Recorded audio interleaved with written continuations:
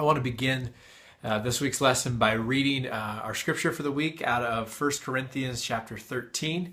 And this is part of verse 5. It says, "Love does not dishonor others. It is not self-seeking. It is not easily angered, and it keeps no record of wrongs."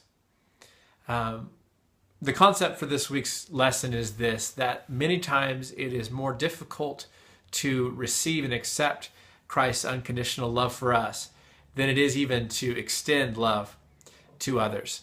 Have you ever maybe given a gift that didn't quite match up to the gift you were given? Maybe Valentine's Day, a boyfriend or a girlfriend, and you think you're just doing cards, but your girlfriend or your boyfriend goes all out, buys like some ring or bracelet or, buys you a new TV or something extravagant.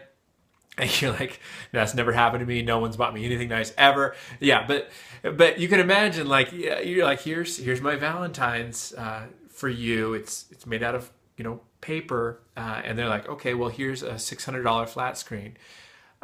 It is wonderful in one sense, but also embarrassing and kind of annoying in the other, because it's like, I can't match the gift that you're giving me, and it makes us uncomfortable. And sometimes it's actually hard to receive. When it comes to our relationship with Jesus, we have to understand that the gift he has given us, his love, his unconditional love, and not just love, but love demonstrated through the sacrifice that he made on the cross, it's something that we can never even hope to begin to match, even hope to begin to repay. And this is difficult. Pride comes in and throws up kind of this wall that says, I don't want charity. I don't want you just to give me something that I can't repay you for. Maybe you've been, given money from a parent, or, you needed to borrow something from a friend, and you're like, hey, I'm going to get you back for this.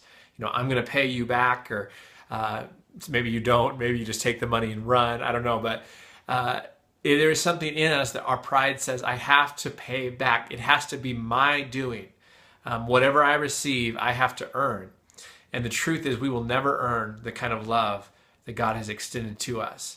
And this is the beginning of how we love each other, is that we come to accept and receive the unconditional love that Christ has given us that we can never repay. I want to next read this quote from Love Does. Bob Goff says this. He says, "Being engaged is a way of doing life, a way of living and loving. It's about going to extremes and expressing the bright hope that life offers us, a hope that makes us brave and expels darkness with light. That is what I want my life to be all about, full of abandon, whimsy, and in love." If we're going to live this way, full of this kind of abandoned love, we first have to accept the love that Christ has given us. And so this week, let's consider this. Let's consider the pride that would get in the way of us receiving and accepting Christ's unconditional love for us.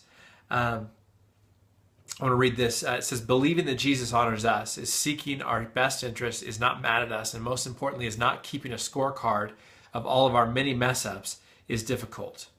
The world will tell you in a million different ways to believe otherwise, but the beauty of love, as described in 1 Corinthians 13, is that it is not just fluffy, inspiring words that stand alone without evidence to give them merit. What the Apostle Paul did, and what we can do, is put this description of love up against the actions and life of Christ, and we come up with the unshakable evidence of the truth about love." I've said this many times before, that love isn't love until it's demonstrated.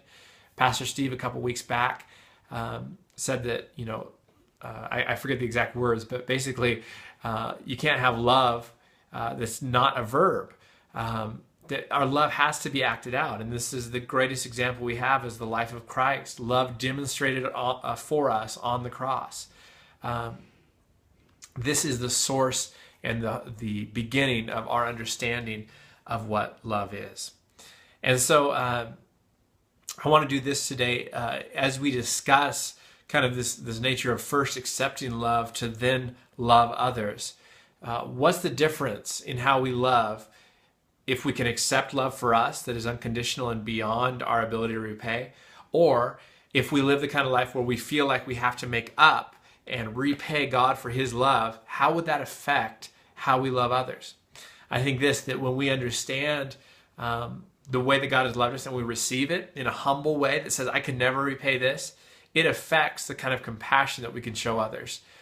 Because, check this out, all of a sudden we stop expecting others to be able to pay us back.